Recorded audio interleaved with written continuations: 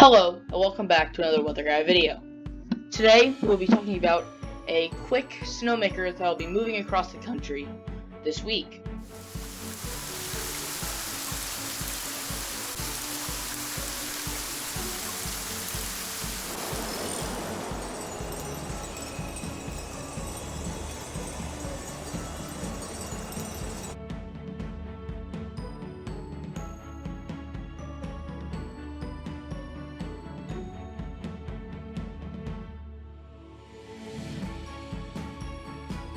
Right now, I am on the NAM 12-kilometer model, and we're just gonna get right on into it. So, as I'm recording this, there's a little system that I'll be moving through the northeast, mostly producing rain. This is in the tail end of a huge storm that impacted the entirety of the eastern U.S. Monday and even into the weekend, this past weekend. I covered that on my Instagram. But now we're going to be looking at this low pressure right here. It's coming down from Canada into the Rockies, and it'll end up shooting out into the plains and then making a straight line of snowfall. So now it's just gonna crawl through the mountains, and then now it's gonna start pulling out of the mountains and into plains. We could see some moderate to heavy snowfall with this system, and some areas, especially in the Great Lakes region, northern plains, could be seeing some decent snowfall totals from this storm.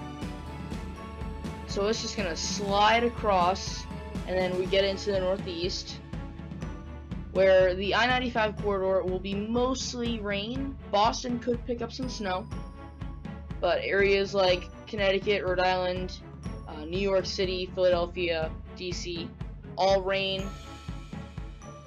The snow will be staying in upstate New York, Massachusetts, Vermont, New Hampshire, parts of Maine as well. Most of the storms that have been really producing a lot of snow in the northeast have been really impacting the northwest side of Maine, but this system will not be.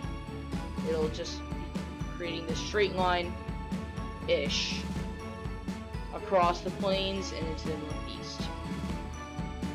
And that is what we'll see in the total positive snow depth change, where you see some decent snow totals.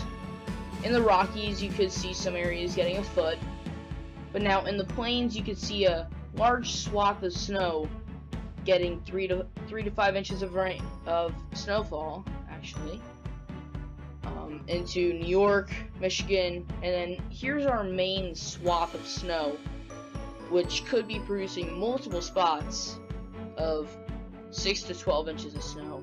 Some areas here in Iowa could see close to that 10 to 12 inch range right over here, where those pinks get really bright and vibrant. But we're going to talk about what is really setting up this storm, and that is a huge temperature dive. We're going to actually go all the way back. This is 3 days ago. So this is 3 days ago, and we had a system move straight through the plains and into Canada. And behind it, it was a very strong low pressure. Behind it, it tapped into some of that Arctic air, and it's pulling it down straight through the U.S. You can see that trend. This is kind of the line that's separating the cold air from the warm air, other than the 32-degree line, of course. But that trend is continuing, and now, this is right about now, we're going to see that continue as this line, this cold front, continues to move off the coast. We're going to continue to see that cold shift across the nation. and that's just an ongoing trend right now. A nice cold blast. This morning, let me see if I can find it. So we had some temperatures in the teens, some negatives in the mountains, and that slid across. And this morning, we had some more temperatures, single digits, teens. A lot of records were broken today for low temperatures for this day. But that trend of just cold air is going to continue pushing through, and that kind of coincides with our storm. Now, another thing that I want to talk about is just wind in general. These storms have been producing some decent wind. Yesterday, in fact, we can actually go back to yesterday, we had a huge wind problem. We had some wind across the Great Lakes in the Northeast, which caused some flooding problems in Erie, Pennsylvania, and it's also been causing some problems in the Northeast. But now that moved through, cold air dunks in, and then we get our low pressure, and it'll generate some decent winds, not really blizzard conditions, but decent enough to have an impact.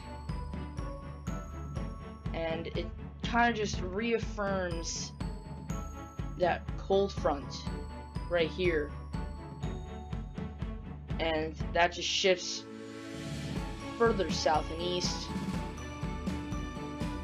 That's basically it. So now we're going to move over to other long-range models and see what they're showing for this storm. So here is the GFS model. We're going to look at this for more long-range forecasts. And we have our system right here. And we're going to just start clicking through. So, same track through the Rocky Mountains. That's pretty consistent. But now, when we get out into the plains, that's when we might see some changes in the forecast. For example, the GFS is actually showing the rain-snow line in the Northeast to be much further north than the NAM did. And it also shows that we might be getting a little bit more out of this than just a quick hitting snowstorm.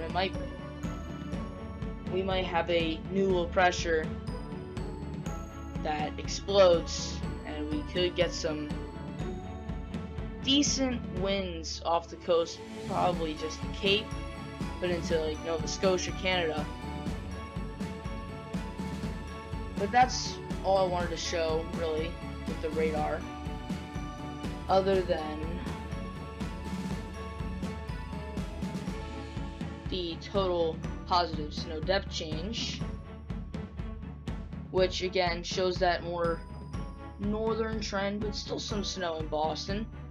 Also shows a much smaller stripe of snow, so much more condensed, not as large of snow totals, but still that general trend of a 3 to 5 inch band across most of the plains and into the Great Lakes region, with some areas usually in Iowa. But also, this has been shifted a little bit further south. Some areas over here getting a little bit more. Now, let's move on to pivotal weather, where I have the European model brought up right here. So, we're going to be tracking the low pressure. This shows a similar trend, but a little bit more quickly that the storm actually moves. And then it shows that the storm is actually a little bit further south, and that rain snow band is much further south. And that just moves off the coast. And the total accumulated snowfall being, there we go, much less So we have some areas like 6 inches, but this is accumulated, so this is mostly the snowstorm that the mountainous areas is getting now, but not really much. Again, we're seeing the trend in the long-range models of a really small strip of snow with very few areas getting much.